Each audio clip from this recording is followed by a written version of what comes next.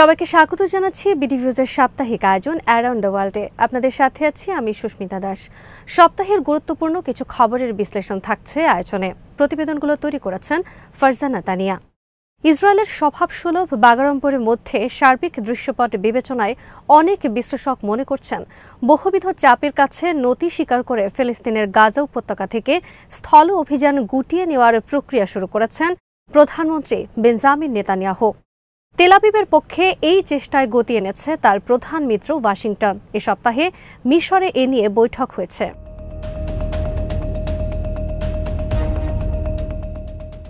যুদ্ধবিরতির পর গাজা শাসনের একটি পরিকল্পনাও চূড়ান্ত করেছে হামাস এবং পশ্চিম তীরের শাসক দল ফাতাহ।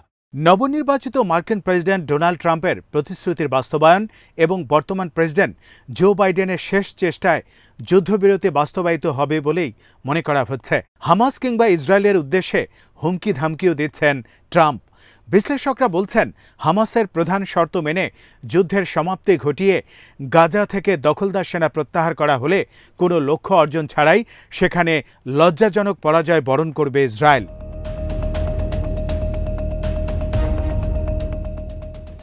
যুক্তরাষ্ট্রের রিপাবলিকান সিনেটর লিন্ডসে গ্রাহাম এই সপ্তাহে বলেছেন ডোনাল্ড ট্রাম্প অভিষেকের আগেই গাজা উপত্যকায় যুদ্ধবিরতি এবং বন্দীদের মুক্তি নিশ্চিত করতে চান। সম্প্রতি ইসরায়েল সফর করা গ্রাহাম যুক্তরাষ্ট্রভিত্তিক মিডিয়া আউটলেট অ্যাক্সিওসকে বলেন বন্দি বিনিময় চুক্তিসহ একটি যুদ্ধবিরতি কার্যকর করার ব্যাপারে ট্রাম্প আগের যে কোনো সময়ের চেয়ে বেশি বদ্ধপরিকর। গ্রাহাম বলেন তিনি চান এখনই যেন তা ঘটে। আমি ইসরায়েল এবং এই অঞ্চলের লোকজনকে জানাতে চাই ট্রাম্প বন্দি বিনিময় ইস্যুর দিকে আন্তরিক দৃষ্টি দিয়েছেন। তিনি হত্যা বন্ধ করতে চান, যুদ্ধের অবসান চান। যুক্তরাষ্ট্রের ৪৭তম প্রেসিডেন্ট হিসেবে ডোনাল্ড ট্রাম্পের অভিষেক হবে আগামী বছরের ২০শে জানুয়ারি।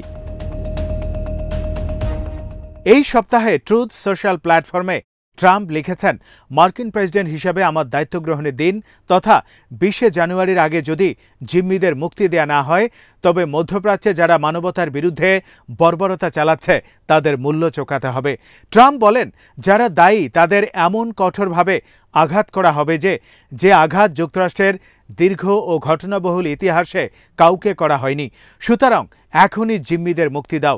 ট্রাম্পের এই মন্তব্যের প্রতিক্রিয়ায় হামাসের পলিট ব্যুরো সিনিয়র কর্মকর্তা ডক্টর বাসেম নাইম বলেছেন ট্রাম্প মূলত নেতানিয়াহু এবং তার সরকারের উদ্দেশ্যেই এই বার্তা দিয়েছেন।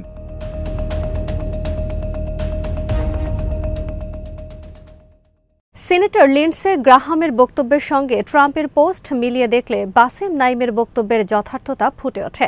হামাস নেতা বলেন ইসরায়েলি মানবতার বিরুদ্ধে বর্বরতা চালাচ্ছে এবং তার নিজস্ব রাজনৈতিক ও আদর্শিক এজেন্ডা বাস্তবায়নে আলোচনাকে মুখোশ হিসেবে ব্যবহার করছে। হামাস নেতা বলেন নেতানিয়াহুকে অবশ্যই তার প্রতারণামূলক কর্মকাণ্ডের অবসান ঘটাতে হবে। গাজা ইসরায়েলি আগ্রাসন বন্ধে একটি স্থায়ী যুদ্ধবিরতির জন্য হামাসের দীর্ঘদিনের প্রতিশ্রুতি তুলে ধরে তিনি বলেন এই চুক্তির মাধ্যমেই বন্দীরা মুক্তি পাবেন এবং সমস্যার পূর্ণাঙ্গ সমাধান আসবে।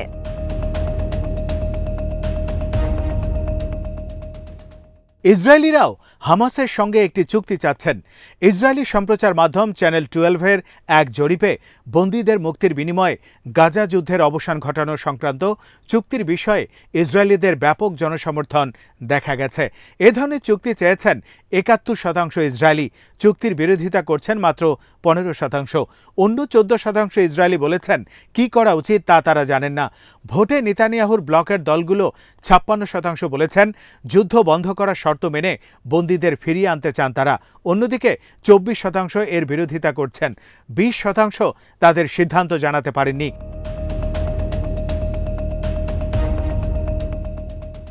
হামাস দীর্ঘদিন ধরে গাজা থেকে ইসরায়েলি সেনাদের পূর্ণাঙ্গ প্রত্যাহার এবং গাজায় বন্দী 101 ইসরায়েলিকে মুক্তির বিনিময়ে বিপুল সংখ্যক ফিলিস্তিনি বন্দীর মুক্তি দাবি করে আসছে। নেতানিয়াহু বলছেন তিনি বন্দীদের মুক্ত করতে যুদ্ধবিরতিতে সম্মত, তবে স্থায়ী যুদ্ধ বন্ধে তিনি রাজি নন। জরিপে নেতানিয়াহুর মতের বিরুদ্ধে সিংহভাগ ইসরায়েলির অবস্থান তার রাজনৈতিক ক্যারিয়ারকে বিপজ্জনক করে তুলছে।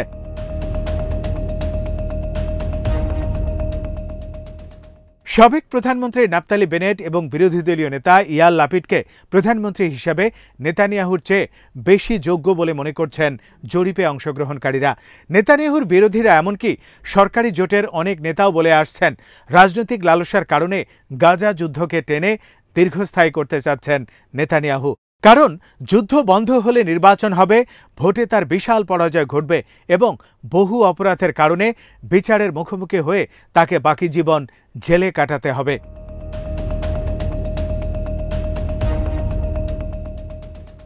ইসরায়েলিরা মনে করেন এখন গাজায় যা হচ্ছে তা যে কোনো অর্থেই যুদ্ধাপরাধ। ইসরায়েলের সাবেক প্রতিরক্ষামন্ত্রী মোশে ইয়ানুলের বক্তব্যেও সে কথা প্রতিধ্বনিত হয়েছে। তিনি বলেছেন, ফিলিস্তিনের গাজা উপত্যকায় যুদ্ধাপরাধ ও জাতিগত নিধন কর্মকাণ্ড চালিয়েছে ইসরায়েল। প্রধানমন্ত্রী বেঞ্জামিন নেতানিয়াহুর সরকারে 2013 থেকে 2016 সাল পর্যন্ত প্রতিরক্ষা মন্ত্রীর দায়িত্বে ছিলেন মোশে ইয়ালুন। ইসরায়েলি সংবাদ মাধ্যমকে মোশে ইয়ালুন বলেন, গাজায় যা ঘটছে এবং আমাদের কাছ থেকে যা গোপন করা হচ্ছে সে সম্পর্কে আমি সতর্ক করতে বাধ্য হচ্ছি।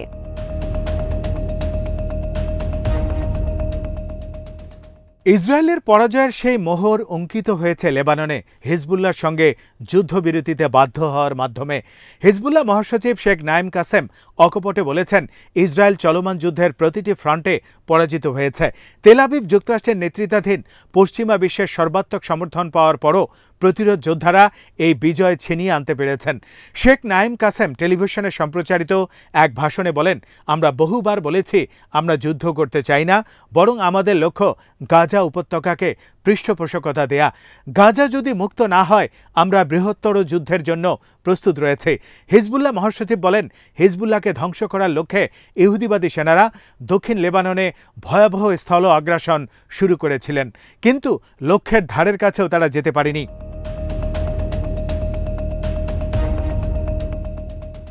একটি জনমত জরিপের বরাতে শেখ কাসেম বলেন, ইসরায়েলের 61% মানুষ স্বীকার করেছে তেল আবিব হিজবুল্লাহর সঙ্গে যুদ্ধে জয়লাভ করেনি।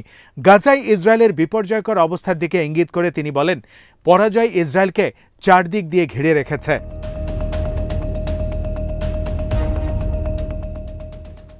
এই বিপর্যয়কর অবস্থার মধ্যে এই সপ্তাহে আরও একটি বড় দুঃসংবাদ পেয়েছে Israel. British parliament house of কমন্সের 60 সদস্য ইসরায়েলের বিরুদ্ধে সর্বাত্মক নিষেধাজ্ঞা আরোপ করার আহ্বান জানিয়েছেন। তারা তেল আবিবের সঙ্গে যে কোনো ধরনের অর্থনৈতিক বা বাণিজ্যিক চুক্তি করা থেকে বিরত থাকার জন্য ব্রিটিশ পররাষ্ট্রমন্ত্রীর প্রতি আহ্বান জানিয়েছেন। 2 স্বতন্ত্র পার্লামেন্ট মেম্বার রিচার্ড বুরগন ও ইমরান হোসেনের নেতৃত্বাধীন এই 60 পার্লামেন্টেরিয়ান ব্রিটিশ পররাষ্ট্রমন্ত্রী ডেভিড লেমিকে একটি চিঠি দিয়েছেন। চিঠিতে তারা বলেন, বারবার আন্তর্জাতিক আইন লঙ্ঘন করার কারণে ইসরায়েলের বিরুদ্ধে সর্বাত্মক নিষেধাজ্ঞা আরোপ করতে হবে।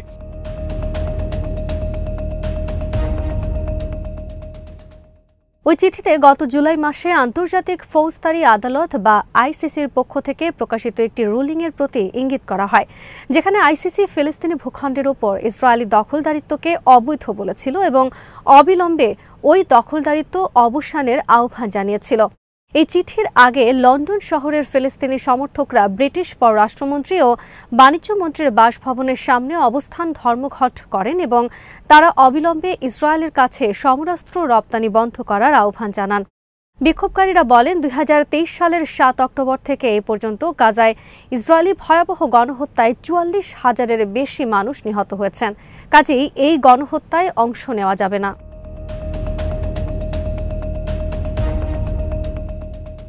অবশ্যম্ভাবী পরাজয়কে সামনে রেখে ভয়াবহ মনস্তাত্ত্বিক সংকটে ভুগছে ইসরায়েল। আত্মহত্যা এবং মাদক ব্যবহার আশঙ্কাজনকভাবে বেড়েছে ইসরায়েলিদের মধ্যে। ইহুদি ধর্ম ও ইহুদিবাদ বিষয়ক গবেষক আলী মারুফির এক নিবন্ধের বরাতে এই সপ্তাহে পার্স টুডে জানিয়েছে, গাজায় ইসরায়েলি আগ্রাসন শুরুর পর ইহুদিবাদীদের মাঝে মাদকাসক্তির সংখ্যা বেড়ে যায়। অ্যালকোহল, গাঁজা এ জাতীয় অন্যান্য ড্রাগ ব্যবহারকারীদের সংখ্যা 25% পর্যন্ত বৃদ্ধি পেয়েছে।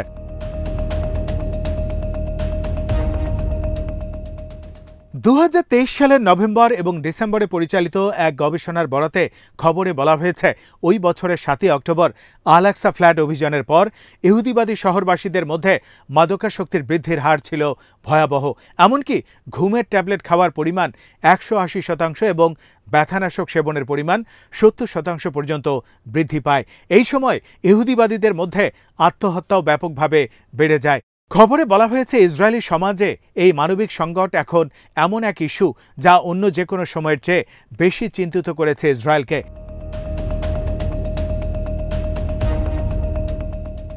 পরিসংখ্যান বলছে 2022 সালের এপ্রিলে ইসরায়েলিদের অত্যন্ত বিপজ্জনক সাইকোঅ্যাক্টিভ পদার্থ ব্যবহারের পরিমাণ ছিল 22.7%।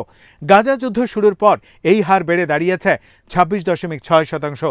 সম্প্রতি ইসরায়েলি দৈনিক ইয়েদিয়ত আহরনোত জানিয়েছে ইহুদিবাদী সেনাদের মধ্যে মানসিক সমস্যা এমনভাবে বেড়ে গেছে যে সেনা কর্তৃপক্ষ তাদের মানসিক পুনর্বাসনের জন্য একটি বিভাগ খুলতে বাধ্য হয়। সেই সঙ্গে তারা মানসিক রোগীদের চিকিৎসা দিতে বহু মনোরোগ বিশেষজ্ঞ নিয়োগ দিয়েছেন।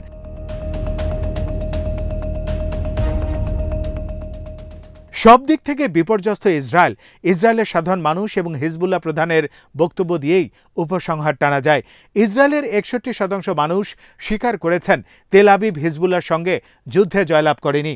হিজবুল্লাহ প্রধান বলেছেন পরাজয় ইসরায়েলকে চারদিক দিয়ে ঘিরে রেখেছে। এখন গাজা উপত্যকায় অবৈধ দেশটির লজ্জাজনক পরাজয় দেখার জন্য প্রহর গুনার পালা।